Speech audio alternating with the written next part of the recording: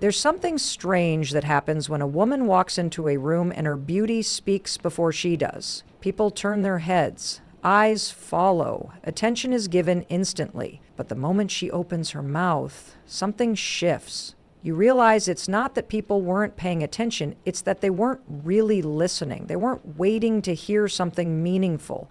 They were just admiring what they saw. And when you're an attractive woman, this becomes your silent reality. You become the picture people want to look at, but not the voice they want to understand. You're expected to show up, to glow, to smile, but not to challenge, not to question, and definitely not to outshine. People assume you've had it easy because of your looks. They don't see the frustration that comes from constantly being underestimated. They don't know what it's like to be in a meeting where your ideas are ignored until someone else repeats them. They don't see the dismissive looks when you speak up, as if your appearance automatically cancels out your depth. And that's the part nobody talks about. When you're attractive, you live in this strange contradiction. Everyone sees you. You're visible, but being seen isn't the same as being heard. Being watched isn't the same as being valued. The compliments flood in, sure. People tell you you're beautiful, stunning, gorgeous. But how many times do they say, you're brilliant, or that idea was powerful, or you made me think? Rarely. Because society has a script, and if you look a certain way, they've already decided who you are. Pretty, not powerful, desirable, not deep, pleasing, not disruptive. And it starts early. As a girl, you're praised for your appearance. Your hair, your smile, your clothes. You're taught that beauty opens doors. But what no one teaches you is that once those doors open, people will try to keep you standing at the threshold, never inviting you in fully, never really wanting you to take up space. They like you as decoration, not as direction. This creates a silent struggle. You want to be more, you are more.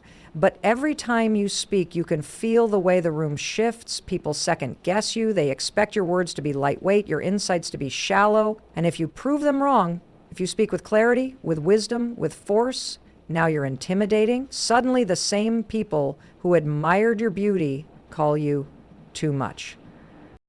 Attractive women often end up silencing themselves because of this.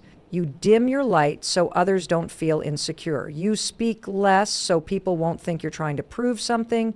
You laugh off inappropriate comments to avoid being labeled sensitive. You carry the burden of managing other people's comfort. Meanwhile, your own worth is shrinking quietly in the background. And this kind of pressure, this constant contradiction between being seen and being dismissed, it wears you down. It makes you question yourself. Because when your voice is ignored enough times, you start to wonder if it even matters. When people only highlight your appearance, you start to wonder if that's all you are. And slowly, without realizing it, your power leaks out. Not because it's not there, but because you've been conditioned to hide it.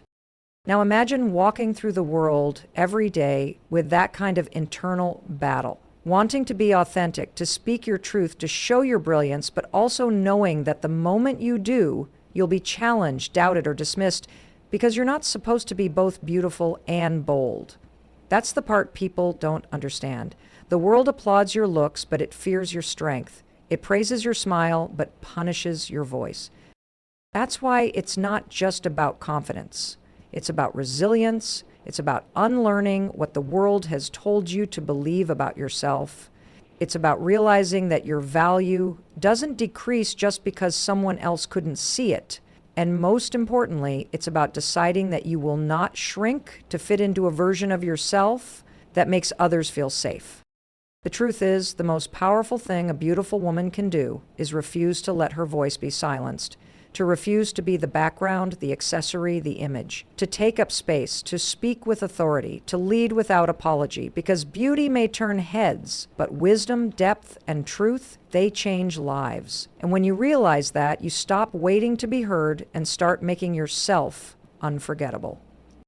That's the moment everything changes. Being attractive as a woman doesn't just shape how others perceive you, it shapes how they treat you. And what people don't talk about enough is how beauty, in many cases, invites the wrong kind of attention. Not admiration, not respect, but entitlement.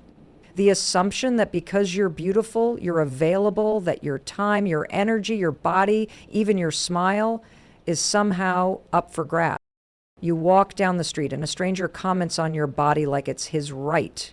You're at a bar and someone won't take a simple no for an answer. You're polite, and suddenly it's taken as an invitation. You're quiet, and now it's an opportunity for someone to project his desires onto you. And the worst part? When you stand firm, when you push back, you're suddenly rude, stuck up, a blotch, because how dare a beautiful woman not be available to every man who wants her? This is the twisted reality. You're not treated like a person, you're treated like a prize. And not a prize to be respected or cherished, but one to be conquered, claimed, or shown off. That's the dark side of being desired. It's not about love, it's not about real connection, it's about access. And in that world, your boundaries don't matter, your feelings don't matter. It's about how you make someone else feel, and if you reject that fantasy, you're punished. It's deeper than just physical spaces, too. It follows you into the workplace, into social circles, into your DMs. There's this unspoken belief that if you're beautiful, you should be grateful for the attention, no matter how disrespectful it is. That being harassed is somehow a compliment. That being objectified is something you asked for just by existing in your skin. And if you call it out, you get blamed. Well, you were wearing that dress. You smiled at him first. Maybe don't post pictures like that. Like your presence justifies someone else's behavior. And so over time, you start adjusting. You second guess what you wear. You filter what you say. You stop being too nice, but not too cold either. You walk this tightrope of being cautious, but not closed off. Approachable, but not too available. Polite, but not flirtatious. It's exhausting because you're constantly managing the possibility of being misunderstood, of being reduced to something you're not, of being in danger just because of how you look. And here's where it gets even more complicated. Sometimes that attention does come wrapped in flattery, in charm, in compliments, and it makes you feel seen, not for who you are, but for how you look. And when you've grown up being praised for your beauty, that kind of attention can feel like approval. It can feel like affection, but it's not love, it's not care, it's hunger, and it's one-sided. That's why so many attractive women end up in relationships where they're admired but not understood, desired but not supported, displayed but not deeply loved, because people chase the image of you, not the reality. And when they realize that you're more than what you look like, more complicated, more thoughtful, more demanding of respect, they start pulling back, or worse, they try to control you. Because some people don't love beauty, they want to possess it. This is how toxic patterns begin.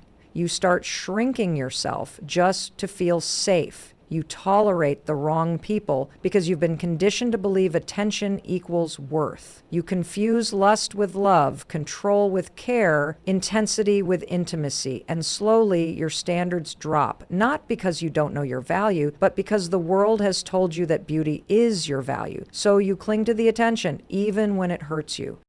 But there's a breaking point, where you realize this. Being desired isn't the same as being respected, and being looked at isn't the same as being seen. That moment changes everything, because you stop asking, why don't they treat me better, and start asking, why did I accept it? You realize that your beauty may open doors, but only you can decide who gets to walk through them. And when you reach that place of clarity, you start setting boundaries not just to protect yourself, but to honor yourself. You stop entertaining people who only show up for your appearance and never your mind, your heart, your soul. You stop letting compliments distract you from character. You stop chasing validation in places that can't hold your truth. The dark side of being attractive is real. It's filled with unwanted attention, dangerous assumptions, and emotional exhaustion. But the power comes when you stop letting your looks define how you're treated and start demanding to be seen for the woman you are, not the image others expect you to be. Because beauty may draw people in, but how you command your space, that's what keeps the right ones close, and the wrong ones far. One of the most overlooked struggles of being an attractive woman is the overwhelming pressure to always be on. There's this invisible standard, this expectation that because you're beautiful, you must also be perfect. Not just physically, but emotionally, socially, professionally. You're expected to be warm but not too inviting, confident but not intimidating, successful but never threatening, and heaven forbid you have a bad day, speak your mind, or show vulnerability. Suddenly, you're not just criticized, you're torn apart. People project so much onto beauty. They assume your life must be easy, that you never struggle with self-doubt, that you don't have insecurities, that the world has handed you everything, and when you do speak about your struggles, they dismiss it. What do you have to complain about? You're beautiful, as if beauty is a shield against pain, as if it protects you from heartbreak, from betrayal, from pressure, from loneliness. But the truth is, the more you're praised for your appearance, the more you start to feel trapped by it, because now that's the bar. That's the identity. And you begin to wonder, if I stop looking like this, if I stop performing this version of myself, will anyone still care? Would I still be loved if I aged, if I gained weight, if I stopped wearing makeup or posting curated pictures? There's this silent anxiety that creeps in, the fear that your worth is conditional, and it breeds a performance mindset where every glance in the mirror feels like a test you have to pass. This pressure creates burnout in ways people don't see. You're exhausted from always having to appear put together. You can't just show up, you have to present. You can't just exist, you have to impress. And any moment of rawness or realness can feel like a liability. If you're too emotional, you're dramatic. If you're too assertive, you're cold. If you're too quiet, you're standoffish. You're constantly managing how others might interpret you, and it chips away at your authenticity over time. Even in friendships, there's this strange tension. Some people assume you're stuck up before you've even spoken. Others want to be close to you for status. And a few, unfortunately, mask their jealousy with backhanded compliments or passive-aggressive jabs. It's a lonely experience when you feel like people are more interested in the idea of you than who you really are. So you start to question who's genuine, who's showing up for you, and not just for the image you represent. And then there's the double-edged sword of success. If you achieve something big, people question how you got there. Did she really earn it, or did she get help because she's attractive? They assume your looks open doors, and maybe they did, but they forget the work, the pressure, the scrutiny that came with walking through those doors. They don't see the sleepless nights, the rejections, the imposter syndrome. They just see the highlight reel and assume the path was smooth. This is the thing about being on a pedestal. It seems glamorous from the outside, but it's fragile. People are waiting for you to fall off at one wrong move, one vulnerable moment, and suddenly you're fair game for criticism. You realize how fast admiration can turn into resentment, how quickly people love you when you fit their fantasy, and how fast they judge you when you reveal something real. So you begin hiding.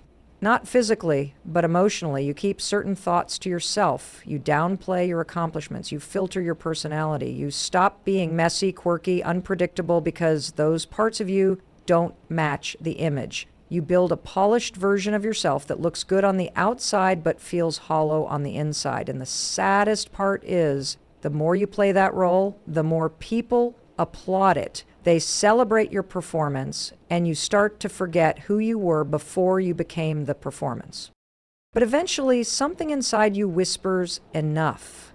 Because deep down, we all crave realness.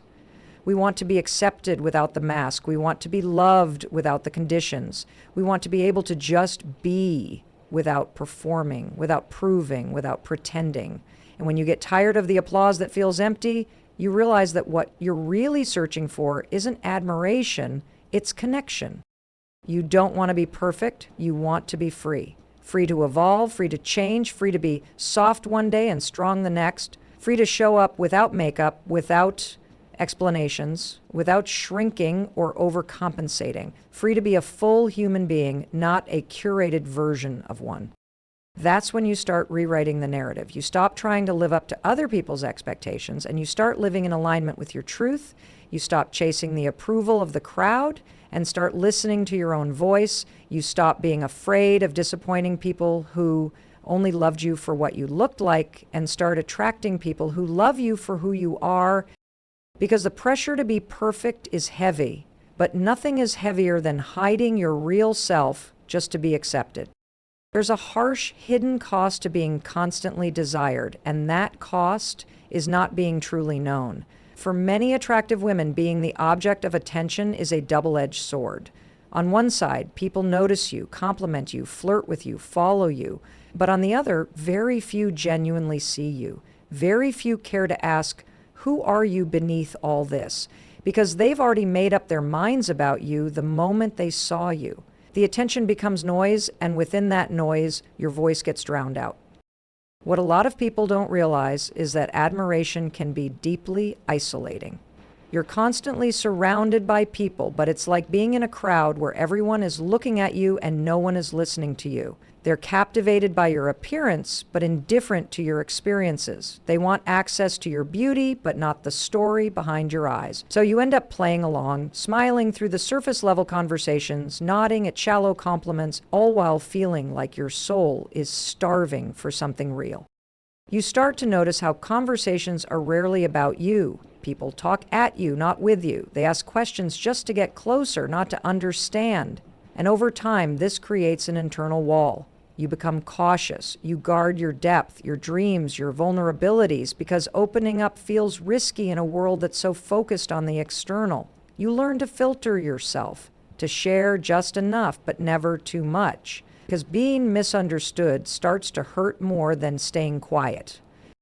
Even in romantic relationships, the line between desire and connection blurs. It's easy for someone to fall for the idea of you, the beauty, the energy, the aesthetic. But when you begin revealing your flaws, your fears, your humanity, suddenly the interest fades. It's like they weren't falling in love with you.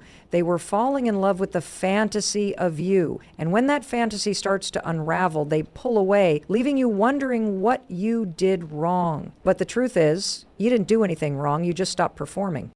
This repeated cycle of being desired but not deeply valued chips away at your sense of worth. It teaches you to question intimacy. It teaches you to be suspicious of compliments, to second-guess people's intentions, and worst of all, it makes you wonder if anyone will ever truly love you for more than what you look like. You start craving a connection so rare, one where you're seen, heard, held, not for being attractive, but for being real, for being you. What complicates this further is that society often romanticizes your pain. When attractive women speak about loneliness, people roll their eyes. Oh, please, you feel unseen? You have no idea how lucky you are. But this response is exactly the problem. It's rooted in the assumption that visibility equals connection, but it doesn't. Being visible doesn't mean being understood. Being wanted doesn't mean being valued. There's a world of difference between someone wanting to be with you and someone wanting to know you. So you end up walking through life carrying a kind of invisible weight. On the outside, you appear confident, magnetic, graceful. On the inside, you're navigating a maze of mixed signals, shallow interactions, and constant emotional edits, all in hopes that someone will eventually come along who actually cares about what's beneath the surface. And it's exhausting. It's draining to be constantly loved for something you never chose, your appearance, while the most sacred parts of you remain untouched, unnoticed. But there comes a moment, a quiet but powerful shift, where you realize you're done entertaining shallow connections. You're done being looked at. You want to be seen. You stop showing up to be admired and start showing up to be understood. You start choosing solitude over fake connection, depth over attention, substance over surface. And in doing so, you send a message not to the world but to yourself, that your worth runs deeper than your beauty. And slowly, something changes. You start speaking differently, not to be liked, but to be honest. You start dressing for yourself, not for validation. You start surrounding yourself with people who make space for your soul, not just your image. And what you find is that the more you show up as your full, raw, unfiltered self, the more you attract people who are capable of meeting you there.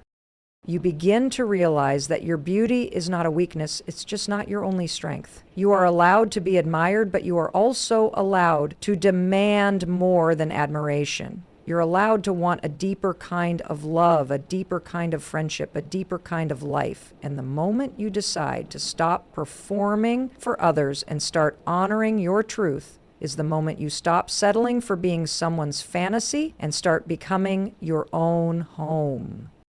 Because at the end of the day, being seen is more powerful than being desired.